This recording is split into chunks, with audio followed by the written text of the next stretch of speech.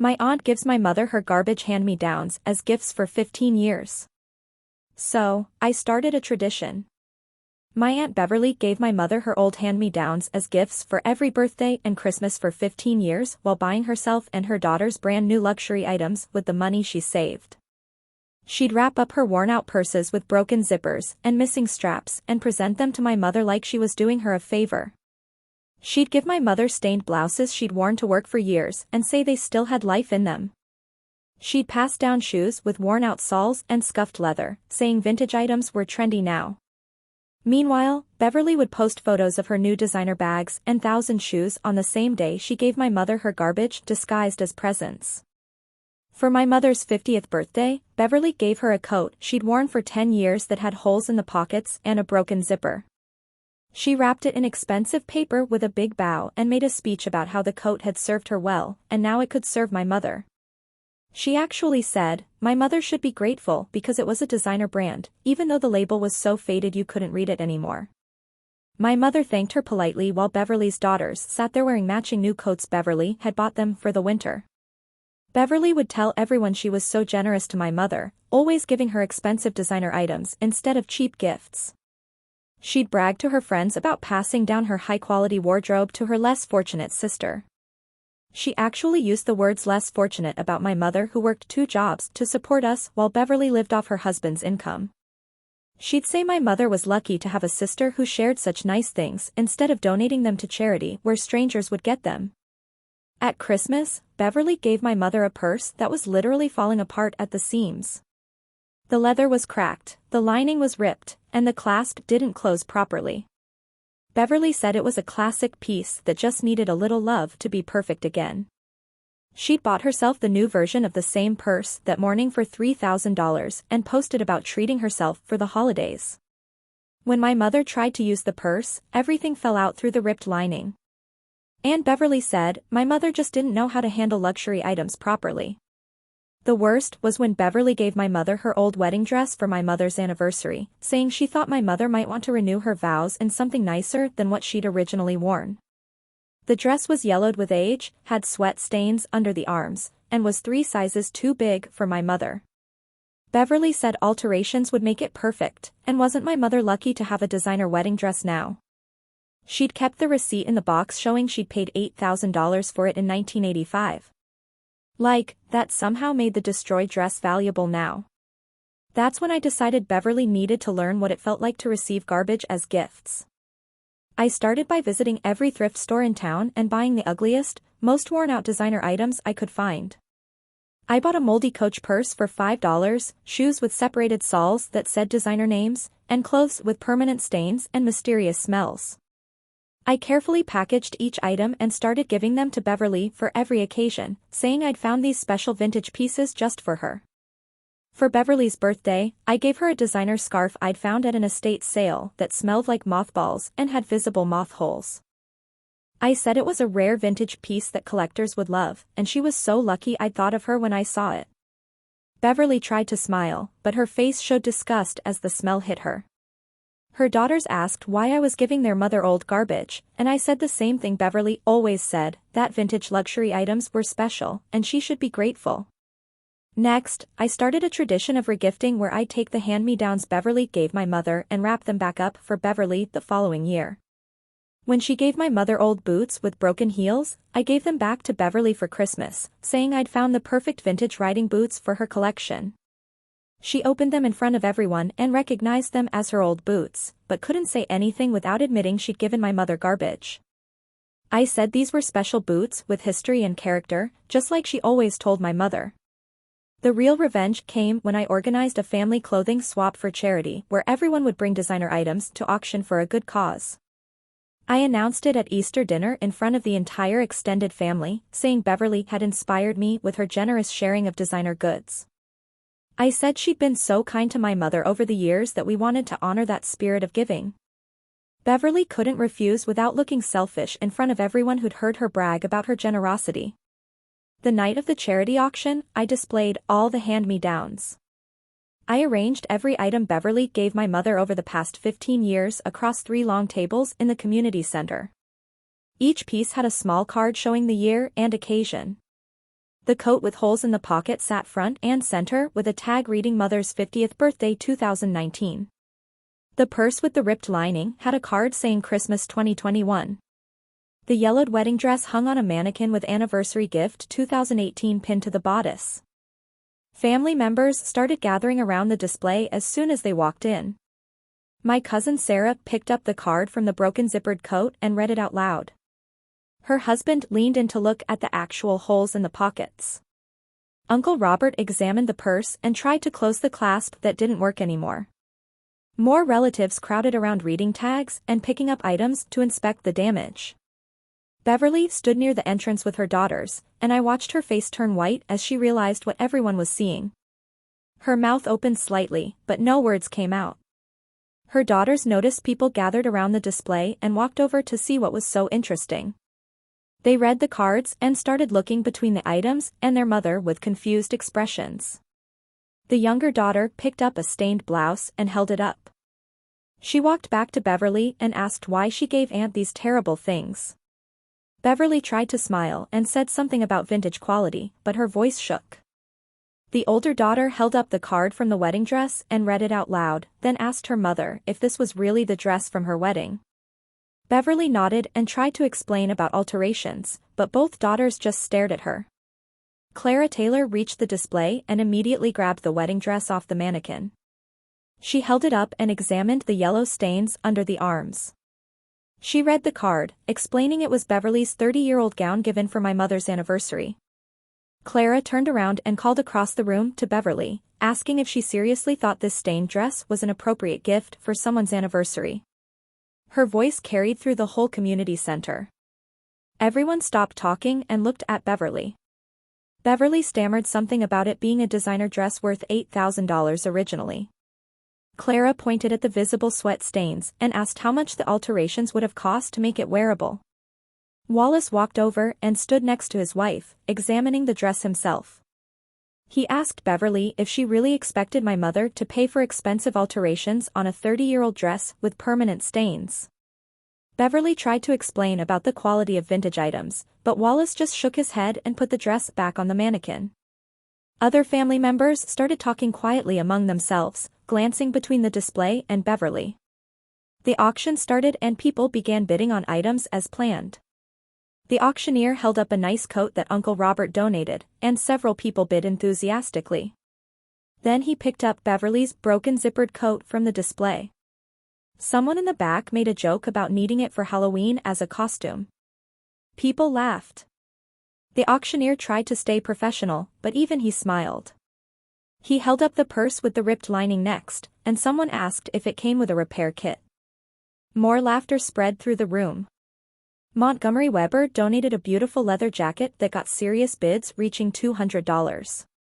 Then the auctioneer showed the stained blouse from Beverly's collection, and people started making jokes about abstract art patterns. Beverly tried to walk toward the exit, but her husband grabbed her arm. He said they needed to stay since she helped organize this event. She tried to pull away, but he held firm and said it would look bad if they left early. Beverly's face went red, and she stopped trying to leave. She stood there while people continued laughing at the condition of her contributions compared to the nice things other family members brought. My mother stood beside me near the display table. She thanked people for coming and supporting the charity. She didn't say anything negative about Beverly at all. She just smiled and talked about how the money would help families in need.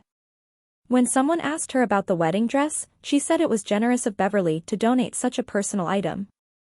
Her calm voice and dignified posture made Beverly's earlier protests about misunderstandings sound hollow. Beverly tried to explain again that she always gave my mother quality items, but people just nodded politely and walked away. My mother kept thanking attendees for their donations without mentioning Beverly's name once. The contrast between my mother's grace and Beverly's desperate excuses became more obvious with each interaction. Isaac Perry approached me when my mother stepped away to talk to the auctioneer.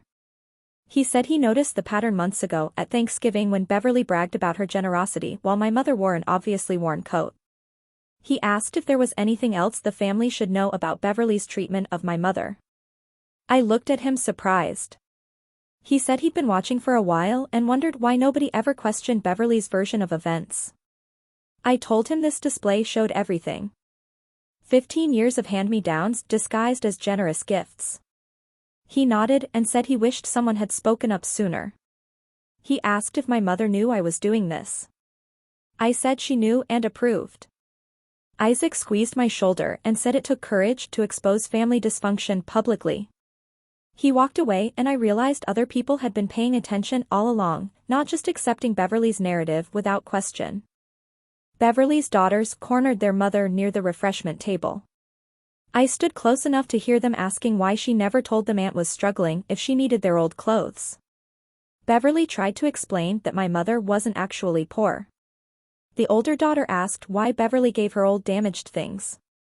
Then Beverly said something about not wanting waste and sharing quality items. The younger daughter held up her phone showing photos of their matching new coats from last winter. The same winter, Beverly gave my mother the coat with holes. She asked why they got new coats while Aunt got garbage. Beverly couldn't answer without admitting she wanted to save money while maintaining her generous image. She tried to say it was complicated, but her daughters just walked away from her. They came over to me and apologized for not noticing sooner. They said they felt embarrassed that it took a public display for them to see the truth. 2 weeks later, we had dinner at Clara's house instead of Beverly's like usual. The atmosphere felt completely different. Relatives asked my mother directly about her life and work instead of listening to Beverly dominate conversations. My mother talked about her 2 jobs with pride. She explained how she managed the morning shift at the hospital and then worked afternoons at the accounting firm. People seemed surprised to learn how hard she worked. Wallace asked what she did at the hospital and she described her administrative role coordinating patient schedules. Clara asked about the accounting firm and my mother explained she handled bookkeeping for small businesses. Several relatives said they had no idea she did so much. Beverly had always portrayed my mother as helpless and struggling, but now people heard the real story directly from her. My mother smiled more during that dinner than I'd seen in years. She answered questions about her work with confidence while Beverly sat quietly at the end of the table, barely touching her food. Beverly's social media changed completely after the auction. She stopped posting about her charitable nature and generous spirit. I checked her accounts and saw nothing but generic content about her daughter's activities. No more photos of expensive purchases with captions about treating herself. No more posts about helping less fortunate family members. No more humble brags about sharing her quality items. She posted a photo of her daughters at a school event with a simple caption. She shared a recipe with no personal commentary. Her online presence became bland and impersonal.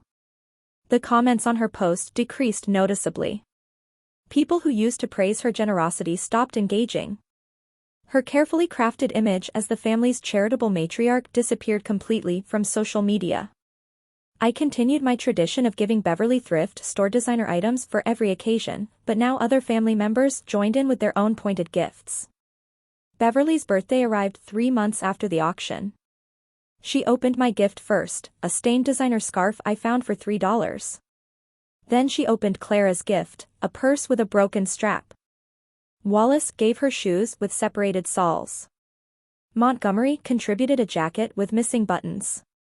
Beverly opened 4 different worn-out luxury items from various relatives who suddenly understood the joke.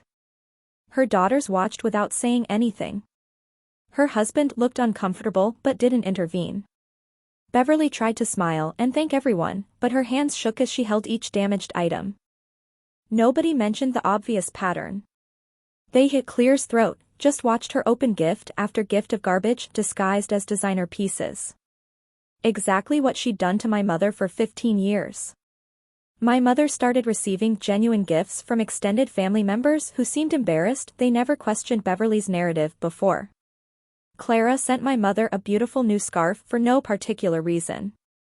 The package arrived with a note apologizing for not seeing the truth sooner. Wallace insisted on paying for my mother's dinner when they met for lunch to discuss the family reunion. He said it was the least he could do after years of watching Beverly's behavior without speaking up. Montgomery called and asked if my mother needed anything for her apartment. Isaac invited her to join a book club he organized. Other relatives reached out with small gestures that showed they finally understood how Beverly had treated her. My mother received more genuine kindness in those few months than she'd gotten from the family in years. Beverly showed up at my mother's apartment 2 weeks after the auction. I watched through the window as she parked her car and sat there for 5 minutes before getting out. She knocked on the door and my mother let her in without saying much. I stayed in the kitchen but could hear everything through the thin walls. Beverly started talking about how she never meant to hurt anyone and didn't realize my mother minded getting her old things. She said she thought she was being helpful by sharing quality items instead of letting them go to waste.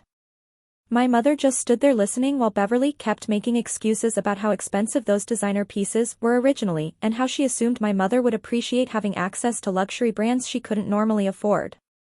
Beverly said she was trying to be generous and couldn't understand why everyone was treating her like she'd done something wrong. My mother finally spoke up and thanked Beverly for thinking of her all those years. The words came out so polite and calm that Beverly actually smiled for a second. Then my mother added that she really appreciated Beverly's thoughtfulness in sharing so many special memories through those meaningful items. Beverly's smile faded as she realized my mother wasn't accepting her apology at all. The sarcasm was so subtle that Beverly couldn't call it out without admitting she knew those gifts were garbage.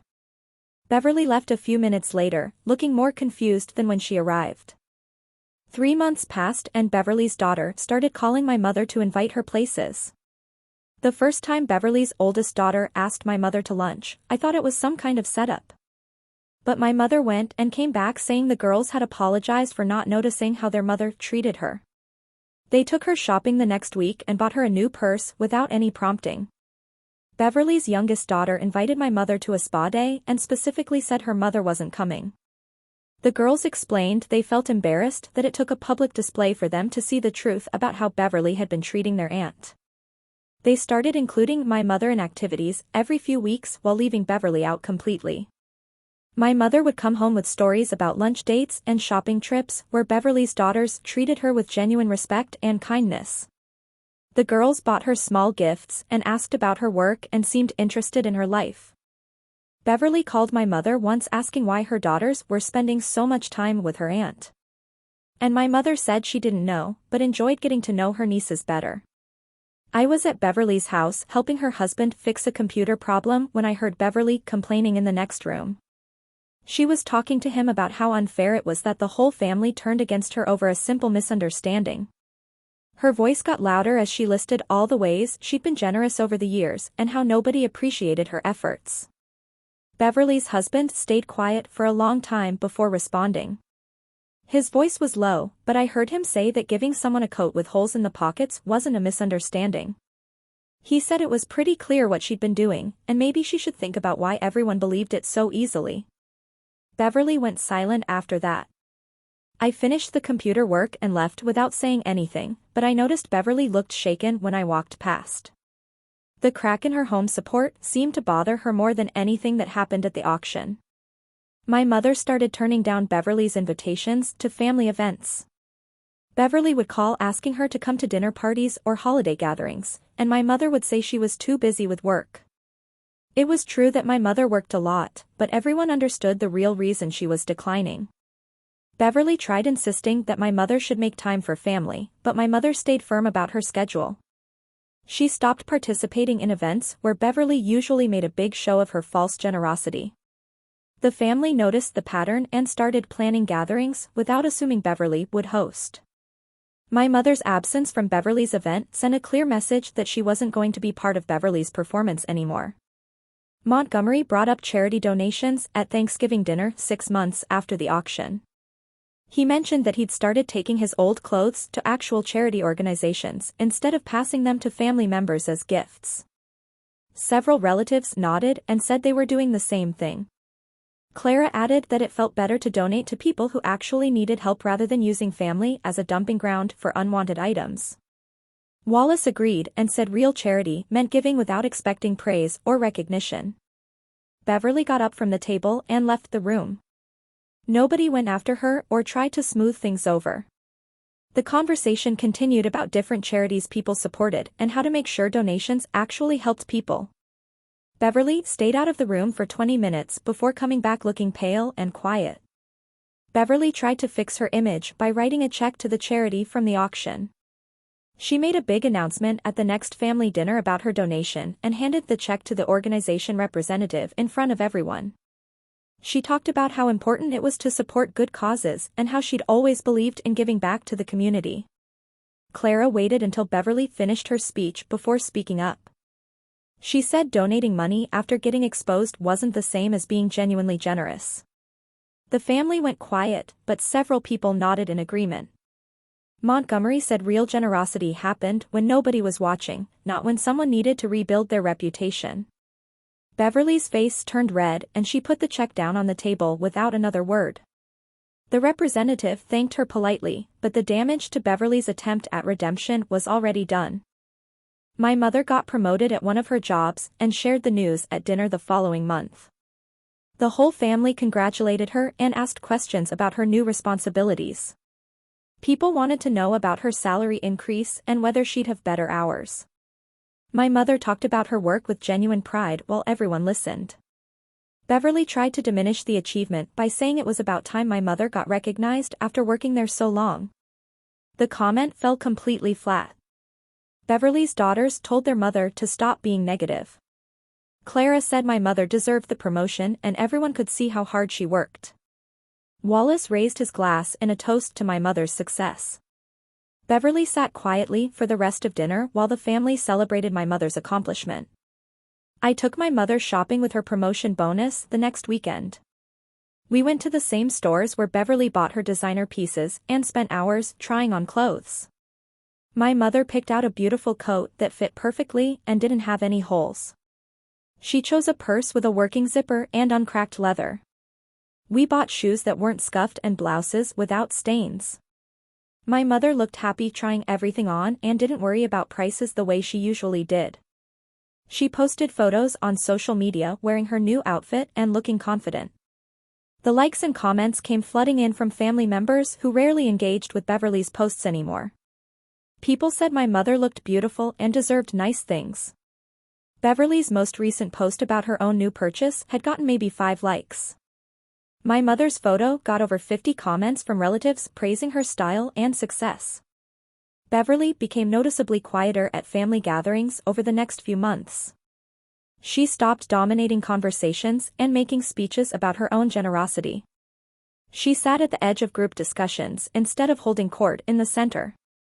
Beverly asked my mother polite questions about work and listened to the answers without interrupting. She complimented other people's clothes and accomplishments without comparing them to her own. The behavior seemed forced rather than natural, like she was following a script someone gave her. Beverly's daughters watched their mother carefully during these interactions. The family accepted Beverly's presence, but nobody sought her out for conversation anymore. She'd become just another relative at gatherings instead of the center of attention.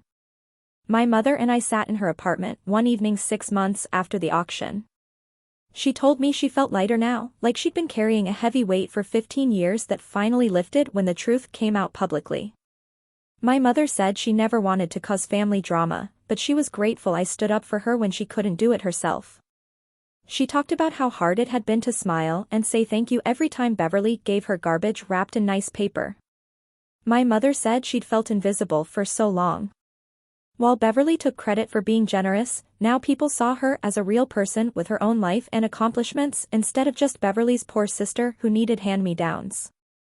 She thanked me for organizing the auction and making it impossible for the family to ignore what had been happening. My mother said she finally felt respected by relatives who used to just feel sorry for her. Beverly's daughters called my mother 3 weeks after the family gathering to invite her to a spa day they'd planned. They said I should come, too. And when my mother asked if Beverly was joining, her oldest daughter said no. They wanted just the 3 of us. They explained over lunch before the spa that they'd spent weeks talking about how their mother treated my mother and felt terrible for never questioning it. The younger daughter said she remembered watching my mother thank Beverly for the coat with holes and thinking it was strange, but assuming adults knew what they were doing. They apologized for benefiting from their mother's behavior without speaking up. And the older one said they wanted to make up for years of silence by treating us properly. My mother accepted their apology with grace and told them she didn't blame them for their mother's choices. The spa day felt awkward at first, but by the end, we were laughing about normal things like work and movies instead of dwelling on Beverly's mistakes. The shift in family dynamics became obvious when my cousin started a group chat about Thanksgiving plans in early October. Usually, everyone just assumed the dinner would be at Beverly's house like it had been for 20 years. But this time, multiple relatives volunteered to host. My mother offered to co-host with Clara, and within an hour, everyone had responded saying they'd love to come to their house instead. Beverly sent a message saying her house was available as always, but nobody even acknowledged it. Clara and my mother spent weeks planning the menu together and dividing up cooking responsibilities. The family group chat filled with excited messages about bringing side dishes and desserts, with people treating it like a fresh start instead of just another Thanksgiving. Beverly tried to insert herself by offering to bring her famous stuffing recipe, but Clara politely said they already had the menu planned. 2 weeks before Thanksgiving, Beverly announced in the group chat that she wanted to organize another charity clothing drive for the holidays. She said it had been so successful before that she thought the family should make it an annual tradition. The response was nothing like last time when everyone had praised her generosity and offered to help. A few people sent thumbs-up reactions, but nobody volunteered or asked for details. Isaac finally broke the silence by saying he'd be happy to help my mother and Clara organize it if they wanted to take it on since they were already coordinating Thanksgiving. Beverly sent a message an hour later saying she was actually too busy with other commitments and maybe they should skip it this year. Nobody argued or tried to convince her otherwise. The Thanksgiving dinner 6 months after the auction felt completely different from any family gathering I could remember. My mother wore a beautiful burgundy sweater she'd bought herself and got compliments from everyone who walked through the door. Beverly's daughters hugged her and thanked her for hosting, treating her like she mattered instead of like someone who needed charity. Beverly arrived late and sat at the far end of the table near her husband, speaking only when someone asked her a direct question. I watched my mother laugh with her nieces about a funny thing that happened at work, and she looked relaxed in a way I'd never seen her at family events before. Beverly picked at her food and didn't make any speeches about family or gratitude like she used to. When dessert came out, several relatives complimented my mother's pie, and she smiled without deflecting or minimizing the praise. My mother caught my eye from across the table and gave me a small, knowing smile that said everything about how far we'd come. Beverly sat quietly watching the family celebrate around her. Finally understanding that real generosity couldn't be faked with garbage wrapped in expensive paper, I felt satisfied knowing we'd changed everything for the better without ever saying a single cruel word to Beverly directly. Okay.